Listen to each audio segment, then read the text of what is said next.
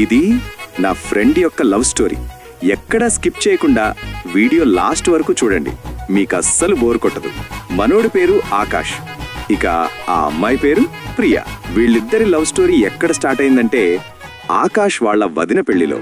ఆకాష్ వాళ్ళ బావ ఫోన్ చూస్తుంటే ఒక అమ్మాయి ఫోటో కనిపించింది. అలా ఆ ఫోటోని కన్నార్పకుండా చూస్తూనే ఉన్నాడు ఆకాష్. అంతలో వాళ్ళ బావొచ్చి, ఏం చూస్తున్నావురా నా ఫోన్లో అని అడిగాడు. ఆకాష్ ఆతృతగా, ఈ అమ్మాయి ఎవరు బావా? తను మా బావ వాళ్ళ మరదలరా. ఎందుకు? ఏం లేదు బావా, అమ్మాయి చాలా బాగుంది అన్నాడు ఆకాష్. ఏంటి చూడగానే లవ్ లో పడిపోయావా అని బావ ఆట పట్టించినా ఆకాష్కి మాత్రం తనంటే ఇష్టం ఏర్పడింది. ఎలాగైనా నెంబర్ తెలుసుకోవాలని తన చిన్న బావ రవి దగ్గరికి వెళ్ళి అడిగాడు. రవి, నా దగ్గర ఎందుకుంటుంటుందిరా, వెళ్ళి ఆ అమ్మాయినే అడుగు అని ఆట పట్టించినా చివరికి ఎలాగోలా నెంబర్ సంపాదించాడు. వెంటనే వాట్సాప్లో హాయ్ అని మెసేజ్ పెట్టాడు.